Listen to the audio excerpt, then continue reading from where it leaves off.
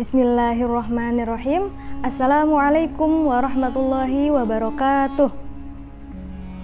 Alhamdulillahirabbil alamin, nahmaduhu wa nasta'inuhu wa nastaghfiruh wa na'udzu billahi min shururi anfusina wa min sayyiati a'malina. May yahdihillahu fala mudhillalah wa may yudlil fala hadiyalah.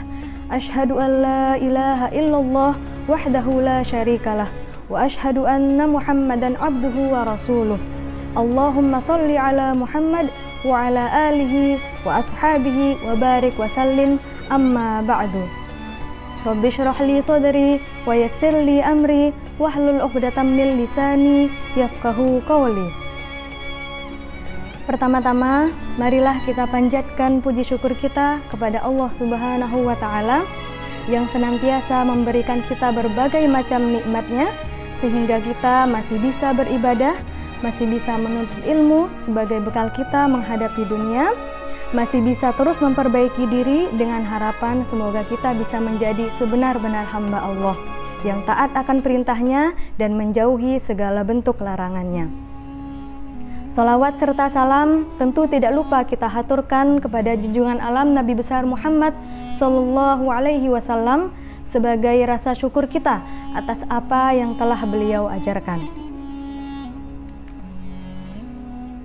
Baiklah, ibu, bapak, serta anak-anakku yang dirahmati Allah, kembali lagi di Hasanah Islam SD Muhammadiyah Kleco, yakni yang kita sebut dengan Kalam, season ke-10, bersama saya dalam materi bersyukur melalui sujud, tentang bagaimana bahwa ternyata sujud itu adalah anugerah Allah yang sangat luar biasa, sehingga wajib bagi kita untuk bersyukur karena masih diberikan kesempatan untuk bersujud kepadanya. Bapak, Ibu guru, serta anak-anakku sekalian yang dirahmati Allah, sebelum kita sedikit membahas tentang materi tadi, terlebih dahulu saya ingin sedikit bercerita tentang kisah Rabi'ah ibnu Ka'ab al-Aslami bersama Rasulullah Shallallahu Alaihi Wasallam. Beliau adalah sahabat Rasulullah yang semasa hidupnya mengabdikan dirinya kepada Rasulullah Shallallahu Alaihi Wasallam. Berikut adalah kisahnya. An Abi Firasin Rabi'ah bin Ka'ab al-Aslami khadimi Rasulullah Shallallahu Alaihi Wasallam wa min ahli Suffah radhiyallahu anhu qala kuntu abitu ma'a Rasulillah Shallallahu Alaihi Wasallam fa'atihi biwadu'ihi wa hajatihi faqala. Dari Abu Firas, yaitu Rabi'ah ibnu Ka'ab al-Aslami. Jadi Rabi'ah ibnu Ka'ab ini juga disebut dengan Abu Firas, pelayan Rasulullah Shallallahu Alaihi Wasallam, dan ia termasuk pula dalam golongan Ahlus Suffah, yakni kaum fakir miskin, yang berkata, aku bermalam beserta Rasulullah Shallallahu Alaihi Wasallam, kemudian aku mendatangkan untuknya air wudhu serta hajatnya. Di sini yang dimaksud hajatnya adalah segala bentuk pakaian beliau dan kebutuhan beliau selama melaksanakan ibadah di malam hari. Jadi Rabi'ah ibnu Ka'ab al-Aslami ini adalah pelayan Rasulullah khusus untuk memenuhi kebutuhan beliau di malam hari, terutama pada saat ibadah beliau. Kemudian beliau Shallallahu Alaihi Wasallam bersabda, salni, kata beliau kepada Rabi'ah ibnu Ka'ab, mintalah kepadaku. Jadi Rasulullah Shallallahu Alaihi Wasallam memerintahkan Rabi'ah ibnu Ka'ab untuk meminta sesuatu kepadanya. Lalu Rabi'ah ibnu Ka'ab menjawab, fakultu as'aluka murafaqataka fil jannah. Aku berkata, aku meminta kepadamu untuk bisa bersamamu di dalam surga. Masya Allah, sebuah permintaan yang sangat luar biasa. Jadi Rabi'ah ibnu Ka'ab ini hanya meminta untuk bisa bersama Rasulullah Shallallahu Alaihi Wasallam di dalam surga kelak. Lalu kemudian Rasulullah Shallallahu Alaihi Wasallam pun menjawab, faqala aw ghairu dzalik. Rasulullah Shallallahu Alaihi Wasallam bersabda lagi, apakah tidak ada selain itu? Kemudian Rabi'ah ibnu Ka'ab menjawab, qultu huwa dzaka. Aku menjawab, itulah permintaanku. hanya itu yang aku inginkan. Kemudian Rasulullah SAW pun menjawab, qala fa'inni ala nafsik bika suratis sujud. Beliau menjawab, kalau begitu tolonglah aku untuk memperkenankan permintaanmu dengan memperbanyak sujud. Sekali lagi, Rasulullah SAW dapat memenuhi permintaan Rabi'ah ibnu Ka'ab dengan memperbanyak sujud. Bapak, Ibu, serta anak-anakku sekalian yang dirahmati Allah, salah satu pelajaran penting yang dapat kita ambil dari kisah tersebut adalah pentingnya bersujud kepada Allah Subhanahu wa Ta'ala. Kisah ini menunjukkan bahwa untuk dapat membersamai Rasulullah SAW di surga kelak adalah dengan berusaha bertakarub kepada Allah, dengan berusaha mendekatkan diri kepada Allah, yaitu dengan bersujud kepadanya. Sebab setiap kali seorang hamba bersujud, maka ia akan mendaki satu derajat yang akhirnya dapat mendekatkan dirinya kepada Allah dan Rasulullah Shallallahu Alaihi Wasallam. Bapak, Ibu, serta anak-anakku yang dirahmati Allah, sujud merupakan ibadah yang sangat istimewa. Sujud merupakan bentuk ketaatan paling nyata kepada Allah Subhanahu wa Ta'ala. Sujud ini pula yang membedakan hamba Allah yang taat kepadanya dan hamba Allah yang durhaka kepadanya. Perintah sujud telah Allah tetapkan dalam Al-Quran surah Al-Hajj ayat 77. Qala Allah Ta'ala fil kitabil karim, a'udzu billahi minasyaitonir rajim, bismillahirrahmanirrahim.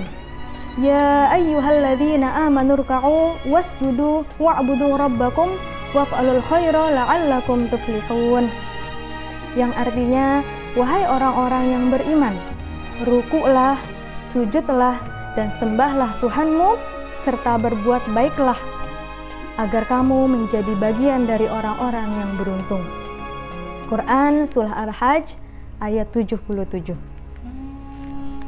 Bapak, Ibu, serta anak-anakku sekalian yang dirahmati Allah, keistimewaan sujud ini yang juga membuat ibadah sholat menjadi sangat istimewa. Dengan keistimewaan ini, tidak heran kalau Rasulullah SAW menjadikan ibadah sholat sebagai puncak kesenangannya dan kebahagiaannya. Sebagaimana dalam sebuah kisah diceritakan bahwa Rasulullah SAW mengatakan, sholat sebagai kesenangannya.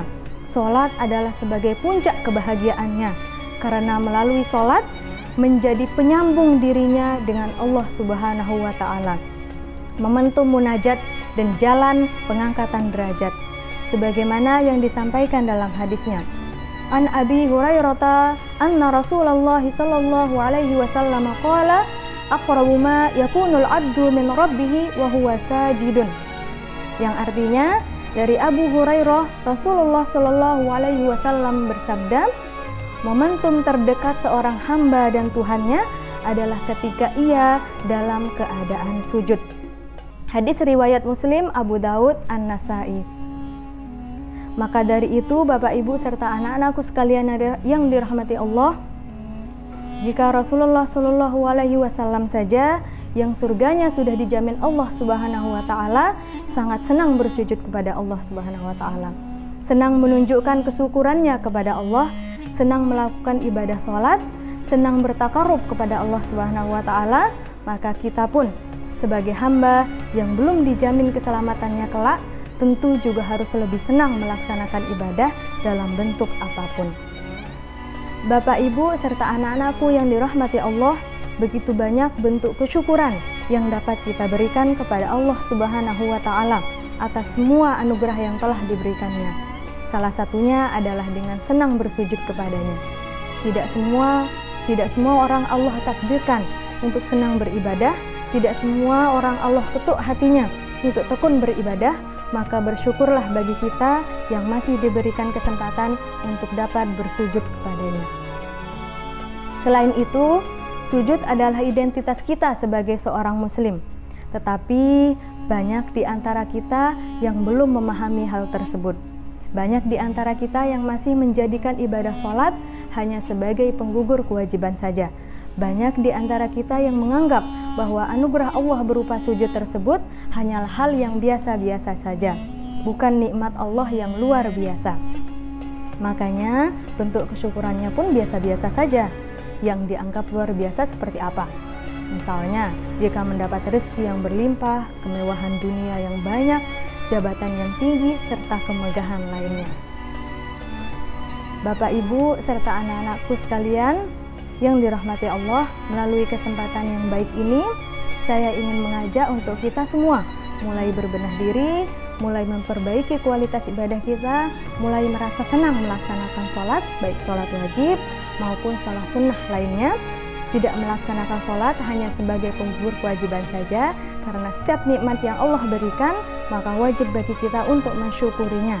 Salah satunya adalah nikmat sujud, bersyukur melalui sujud kepada Allah Subhanahu wa Ta'ala. Mungkin itu saja yang dapat saya sampaikan. Semoga dapat menjadi alarm bagi kita semua, karena yang namanya kita sebagai manusia memiliki sifat lupa. Al-insanu mahallul khata' wan nisyan. Seorang manusia itu adalah tempatnya salah dan lupa. Tentu sangat butuh untuk diingatkan agar supaya tidak terlena dengan nikmat dunia. Sebelum saya tutup, saya ingin sedikit mengutip ungkapan bijak dari sahabat Rasulullah SAW, yaitu Ali bin Abi Thalib, yang mengatakan, "Unzur ma qala wa la tanzur man qala." Lihatlah apa yang disampaikan, jangan melihat siapa yang menyampaikan.